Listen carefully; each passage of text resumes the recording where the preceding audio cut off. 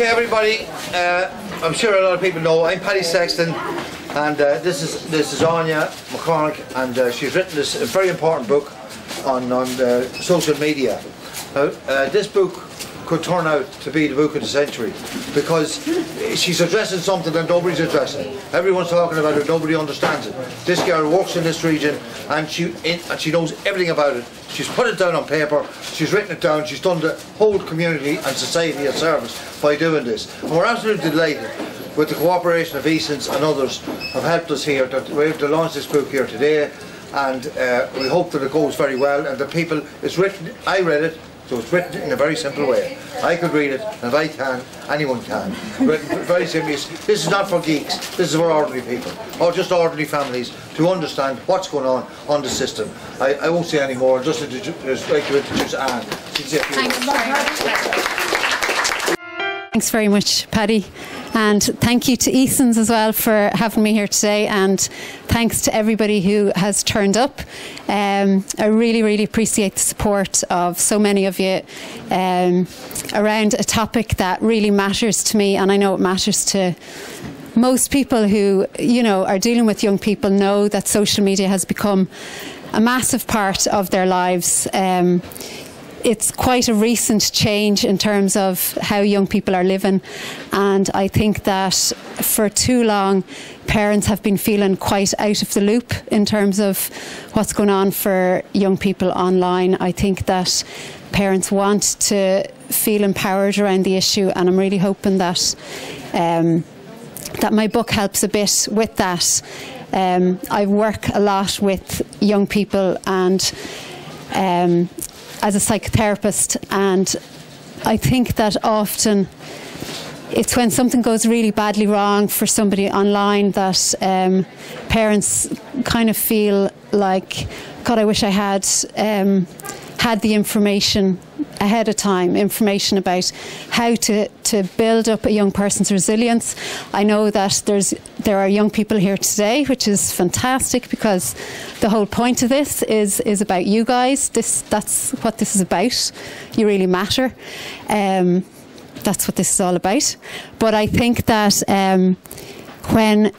when you go online for the first time and you start out on social media, you think it's going to be so much fun, and in lots of ways it is. But sometimes it can get a bit tricky, and it can get difficult. And there are ways that parents can, you know, just have information that will help to keep young people safe. And that's what this book contains. So I really hope that it helps. Thanks. Just to say something about the book that I have written is about keeping young people safe, and it deals with 5 steps. And one of the steps that I just want to say a little bit about is the first step, which is about the psychological task that young people face. As we go through life, we all face tasks in our mind, and I think that it's much easier to parent a child when you know what task they're facing. So if you think of a physical task, like, you know, a 1-year-old child who's trying to learn to walk, it's really easy to know how to parent that child, because you know what they're dealing with. You know they're trying to learn to walk. So as a parent, you instinctively know to put out your hand and help them up if they fall, and you kind of just know instinctively what to do, because the task that they face is visible. And in our minds, we face tasks the whole way through life. And as you start on social media, you're facing into a particular task, which is trying to work out what the world thinks of you. So when you start turning 12, 13, this is what you're starting to face, but it's deep down in your unconscious mind. So unless you're told about it, you don't know it's there. But once you know it's there, you can understand why you're so sensitive to feedback, and why, if somebody is being mean to you online, it can hurt so much. I mean, it can hurt a lot at any age, but it hurts particularly at that age because of this psychological task. So that's just one of the tasks that I write about in the book, because I think it's really important for parents to know how that kind of information can empower their child starting out on social media, just to feel a little bit more in control of their reaction to things that happen to them online. There are all sorts of things that can go wrong online, but in terms of the sensitivity to feedback, that's one of the reasons why people can be so tuned into how many likes they're getting or what kind of feedback they're getting or the comments. So that's just one example of what what can help with young people going onto social media. I don't really want to say an awful lot. I know that that a lot of you might have questions, and I'm happy to answer any questions that you have. I also invited people to submit questions beforehand, and I know that some of those questions I'm going to be asked as well. So if anyone has any other ones, I'm happy to answer them.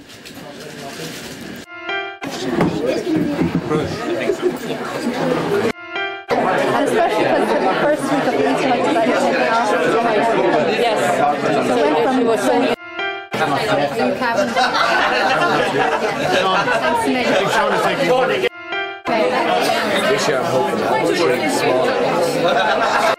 Okay, so now I'm talking to John Paul Feely, and John is here at the launch of Al McCormack's book. I'm kind of surprised to see you here today, John Paul, because we meet at all official kind of political things, but here today at the launch of the book, Keeping Your Children Safe on Social Media. Tell me why you're interested. Well, I think it's a very topical issue. Anyone that has young members of their family, whether it's their own children, nephews or nieces, or are familiar with what teenagers in particular are dealing with, and indeed for that matter, those of us who are public representatives, you can get, depending on what you say on social media, quite a bit of abuse. We've seen incidents of that with a member of Dáil Éireann who died subsequently from Meath, Shane McEntee. So I suppose everyone is aware of the difficulties in social media and the fact that it can be used as a bully pulpit by some people. The anonymity that it gives means that people don't have to stand behind or stand over the opinions that they express.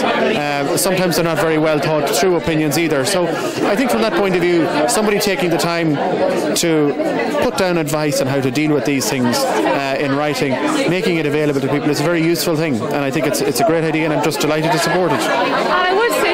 I would say, John Paul, that myself to thinking that this is a new sort of a tactic in society of attacking people, sort of like not physically but very much emotionally. And as we know, our mental health, everybody has mental health, our mental health is very important, and this is actually what it attacks, not our physical health but our mental health. It is, and it's sadly a growing issue, because people do feel that you can say things on Twitter or Facebook and that it's acceptable, when in fact it clearly isn't. And if in the past you had to disagree with people, if you wrote a letter to the paper, you had to put your name to it. An editor had to read it and make sure that it was reasonable. If you were disagreeing with somebody, you had to actually physically meet them. And I think having to do that meant you had to have the courage of your convictions, whereas social media allows you to hide behind a handle on Twitter that has no relationship with your name. You could be anywhere. You could be somebody living next door and abusing somebody without them knowing who you are. And of course we do know that from an adult perspective that would be a very, very hard thing to deal with. But we here now today are talking about children, which is very serious indeed. Because they don't necessarily have the support structures or the confidence of life experience that older people might have. So I think from that point of view, it's a very useful thing, and I welcome it, and I hope that people will take the time to pick it up and read it, and maybe it's something that can be built on in our schools as well. Okay, well, thank you very much, John Paul, for talking to us again on Cavan TV. And I'd like to say that I'm glad that somebody in your position as a councillor is aware of this and is aware, reading the book, and perhaps can help people in your constituency and advise people what to do in such circumstances. Thank you, John Paul. Thank you. Thank you.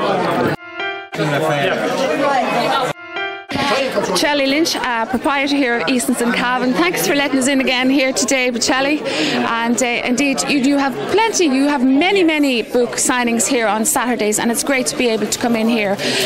But today you did say that you find this one very interesting. Without a doubt, yeah. First of all, I'd like to welcome everybody here, and we have a great buzz, as you can see. And obviously it is a topic that in actual fact a lot of people are probably a little bit concerned about the younger parents, and rightly so, because, okay, although everybody talks about social media being a fantastic thing, and which it is, but unfortunately it brings a lot of problems, a lot of hidden problems, and young kids, very family, vulnerable. are very, very vulnerable, and people don't realise it. It's silent, it's hidden, you see, and that is the big thing that's happening. And the more people actually waking up to this, the sooner the better. Yeah, so this is Anne McCormack's first book, and it's the first book, I think, of its kind. It is the first book of its kind, yes, and this is Anne's contribution, is right. And Anne has obviously very strong Cavan connections here, and so we're certainly delighted to have Anne here, and we wish her all the best. Thank you very much, Michelle.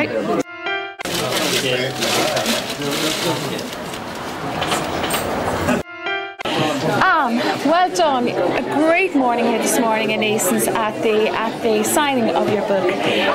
First of all, I'd like to say is that the first thing that I'd like to say is you have a Cavan connection. I do. My husband is from Kilshandra in Cavan, Martin McCormack, and his mum, Anna Rose McCormack, is from Cavan Town, so her family are still in Cavan Town, and I would have a lot of contact with my relations in Cavan, and I've spent a lot of time. And of course, I'd like to say congratulations on writing your book, because as you've just discussed, that it is perhaps the first book of its type written attempting to address this subject, because we all know that social media has changed the landscape when it comes to parenting children, especially teenagers.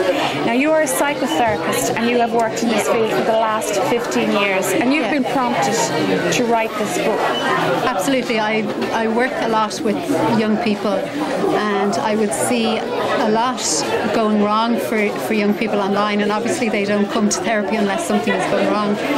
But often parents would say in that context, I wish I had known what was happening for them online. I wish I had been able to help them to be able to do something at an earlier stage instead of trying to deal with the mess after it's happened. Surely the book has to start somewhere, like how much freedom have we to look at the parents and see how much freedom they are giving their children? Do they know the freedom that they are giving the children? Do they know what the child has at their hand to do here? Surely maybe we should start with the parents. Well, I think that a lot of people aren't aware fully of the dangers of social media for young people. Social media is very different for young people compared to what it's like so the parents should make themselves aware. I absolutely think that by making yourself aware as a parent, then you're in a more powerful position to keep your child safe.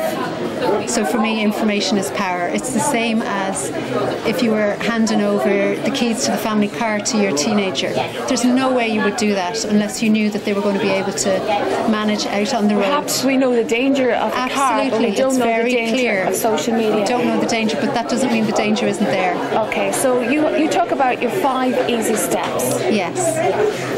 The book is written in a simple to understand way. I've broken down the keeping children safe into 5 steps. The first step is around knowing what the psychological task a young person is facing is, because it directly links to how they feel online and how they behave on social media. So for example, if a young person is on social media a lot and they are constantly checking to see how many likes they get. That's not healthy. Is that a healthy or not? That's not really a healthy sign to be on social media a lot? It's not healthy, but I mean a lot of adults are on social media a lot. That doesn't say it's correct though. No, it doesn't mean that it's correct, but in relation to young people, I think one of the dangers for young people is that a lot of their confidence is being sourced from feedback that they're getting online. So that's a danger, because they're not in control of that confidence source. They're reliant on feedback from others in order to make them feel good.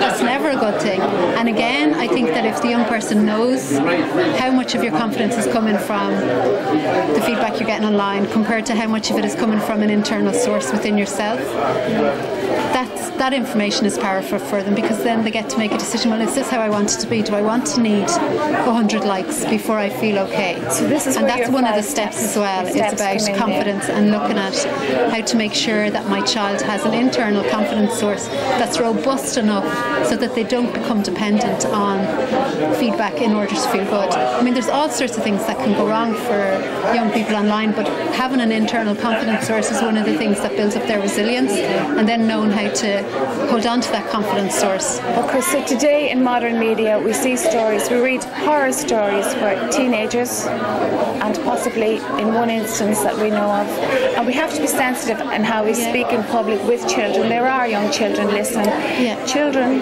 feeling bullied and taking their own life. Yeah. So this is where your book is addressing this. Is it giving parents clues as to how they know what's going on in their children's lives, or how does your book work? I mean, I think that sort of situation for any family is just devastating, and for a community as well. It's just beyond belief when you think about what young people are feeling, how overwhelmed they're feeling by what is happening to them online.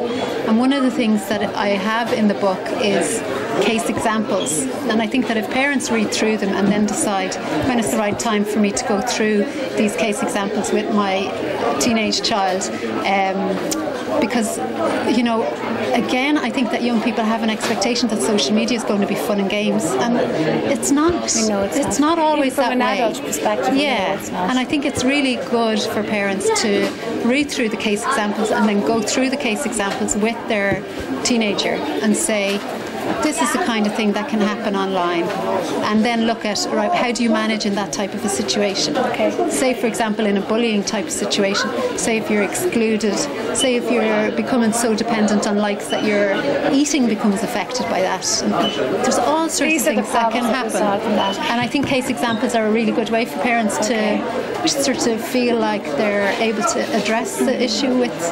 Okay, so I want to throw out to you the lenient person versus, the lenient parent versus the strict parent. You can see both sides there. Maybe the strict parent will get the wrath of the children, but from your perspective, which is the best? I think that, again, I would see it as not being about strict or lenient parenting. I would see it as the best way to parent is in an empowered way. So if you're making a decision that seems strict or lenient, I don't think that that's the issue. I think the issue is that you know why you're making that decision. So, for example, a decision around what age to let a child have access to a social media site. If you're a lenient parent or a strict parent, I think that you can make a decision either based on the fact that you feel peer pressure as a parent because you see that other parents are letting their child onto a social media site even though they're only 11 and the social media site is for a 13-year-old. Or you can feel that, do you know what, age restrictions really matter, and I'm not going to teach my child that they can lie about their age at 11, because God knows at 16, when they're wanting to go onto a social media site that they've heard about in school, for 18-year-olds, they'll know, they'll have developed a belief that age restrictions matter. I don't think that's about being strict. I think that's about being empowered and about thinking ahead in terms of how decisions you make today impact on decisions that happen for your child in the future. It's extremely dangerous for teenagers to go near social media sites that are adult-owned. Okay, and that leads me, you asked for an open forum on questions. You asked for people to write in some questions. That just it leads me exactly to that. One parent writes in and says, my child wants to go on Snapchat but is underage. My instinct is not to let her on social media, but a lot of her friends are on it. Any advice?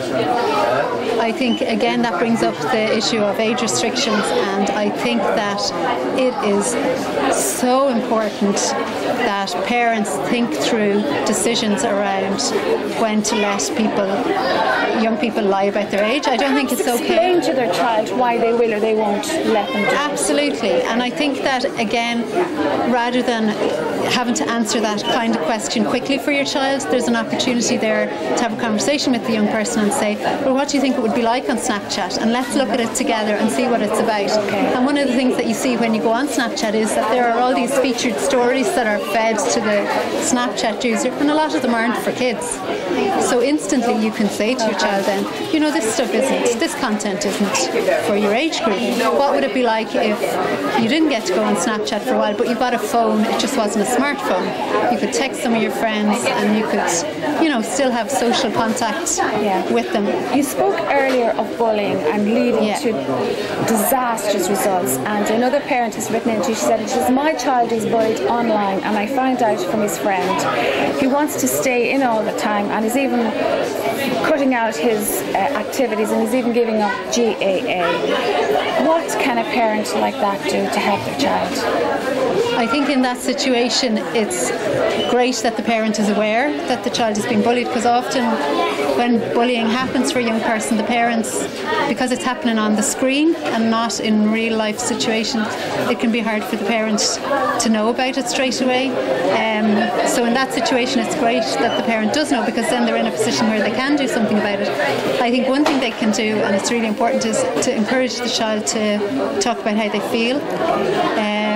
My guess would be that one of the impacts of that for that young person is that he has lost confidence and his self-esteem has taken a hit, and maybe part of him wanting to stay in is that he doesn't want things to get worse. He doesn't want to put himself in a position where he's exposing himself to further hurt.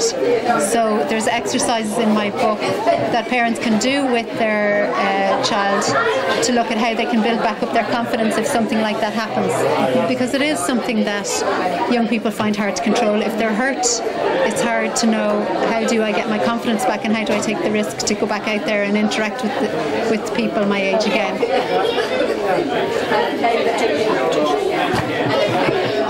Okay, Anne, so your book,